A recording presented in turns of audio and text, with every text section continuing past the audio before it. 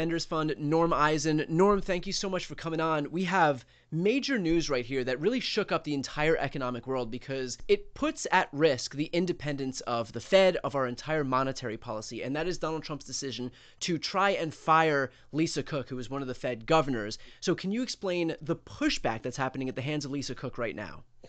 Yes, Brian, as you know, the bedrock of our prosperity as a nation, and really the kitchen table strength of American families, is that we have a strong dollar, we have a reliable dollar, we have a Federal Reserve that is in charge of managing issues like inflation.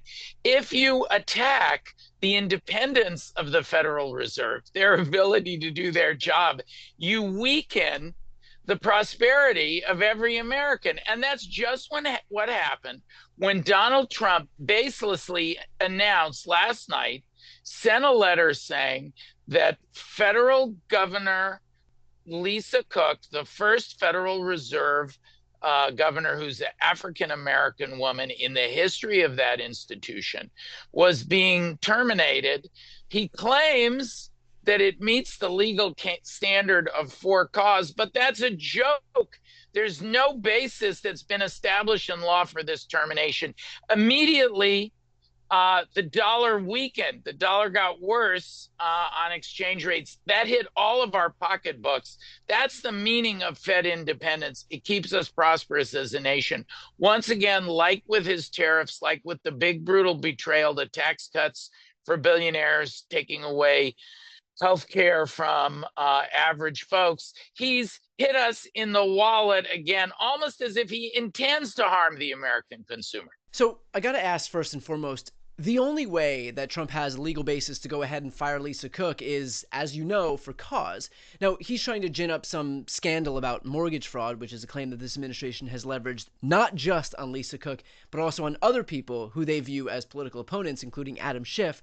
But can you talk about the legitimacy of this claim as it relates to Lisa Cook?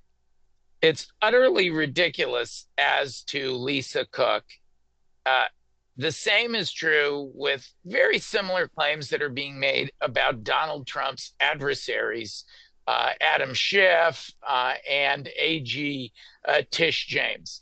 In the case of Lisa Cook, what you have is the head of the federal agency that regulates mortgages, a sharp Trump partisan and campaign donor, Bill Pulte, who has launched these smears against these three adversaries of Trump. Of course, Donald Trump has a historical grudge against Adam Schiff for leading the first impeachment, where I was a counsel. Tish James for prosecuting his own mortgage wrongdoing. And here with Lisa Cook, it appears what he wants to do is get one of his cronies on the Fed, undermining the independence so it can do what it wants. But as a legal matter, Brian, pause means doing something wrong on the job, inefficiency, neglect of duty, malfeasance in office. It's all job related stuff. Here you have a tweet from Bill Pulte, the Trump partisan, alleging that Lisa Cook did wrong. That is not a legal basis for cause. No wonder she and her lawyers are saying they're going to litigate it. They should, because as has happened so many hundreds of times, if this matter goes to court, the courts are going to say, what? Again, first Adam Schiff, then Tish James, now Lisa Cook. Give me a break. The courts are going to be very skeptical. As of right now, practically speaking, is Lisa Cook fired? Is she showing up to work? What are we dealing with in terms of the logistics of actually going to her job? Donald Trump's pronouncement that she's fired has no legal basis. In my view, it's null and void. As she says she's going to show up for work, she should show up for work. And of course, she should litigate this matter, because what Donald Trump is doing once again, he's abusing the rule of law. He's turning us into a police state, not the United States. We don't have presidents who criminalize their grudges against their political adversaries. That's not what America is about. It's like something out of the nightmares of the 20th century. So that's why the courts have rejected him so often. He's lost another big case today where he sued the entire federal judiciary of the District of Maryland. And a conservative judge, it was not a liberal Democrat, said this is laughable, threw the case out. I think that Donald Trump is doing the same thing with Lisa Cook. There is no cause based on a tweet from Bill Pulte. And so, what are next steps now from a legal standpoint? Is her legal team seeking some type of injunction or temporary restraining order so that we can have some clarity here in terms of what happens tomorrow when she tries to show up to work? They've said that they're going to go to court to contest this. And unlike some of the other cases we've seen, the Supreme Court just said that the Federal Reserve is different, is entitled to more protections because it's a uniquely structured quasi-private entity that follows in the distinct historical tradition of the first and second banks of the United States. What that means is Congress has more power based on the Constitution and our history to protect the Fed. They've done that with Fed governors by saying terminations must be for cause. This is not for cause. So, unlike some of the other cases, I think that Lisa Cook and her lawyers, led by the brilliant Abbe Lowell, I work with him often, his colleagues at Lowell and Associates, they quit big law. They set up on their own to fight for democracy, and they've got themselves an important case here. And I think this is one where there's strong recent Supreme Court precedent from the Roberts Court that helps them. Norm, does it surprise you that as it relates to Bill Pulte, this guy is in his position solely to offer Donald Trump these baseless predicates to be able to launch attacks against his political opponents? Like, that's what this guy's entire job boils down to.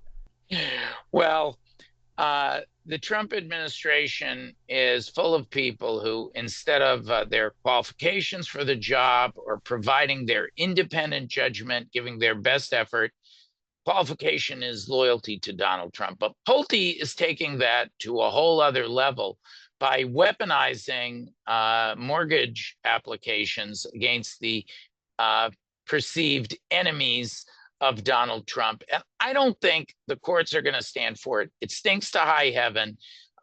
The judges of every party, Brian, as you know, over 200 times, judges appointed by Bush and Trump, judges appointed by Biden and Clinton and Obama, have rejected illegalities of this administration. They're trampling the rule of law. But these attacks, criminalizing the political opposition to Donald Trump, are some of the worst abuses. I think the courts are going to see through that. Nobody knows for sure, but it's a noble fight. And it's one that must be waged. And those day in, day out fights, you and I often talk about them. We've covered so many different cases here. They are how we are going to hang on to this democracy of ours. Norm, can you talk about why Trump is so hell-bent on being able to replace legitimate members of the Federal Reserve with his own appointed lackeys? He has the idea that if he puts his people on the Fed, that they will lower interest rates, never mind the inflation risk, which is substantial, and that it will goose the economy. He's panicky about the 2026 midterms and the backlash. So he's thrashing about. He tried to find 5 extra seats in Texas. California's checking him on that. God bless Governor Newsom and the Californians for pushing back on that. So now he's looking for something else to get him out of this bind that he's created with his rule of law violations and his giveaways to his billionaire cronies.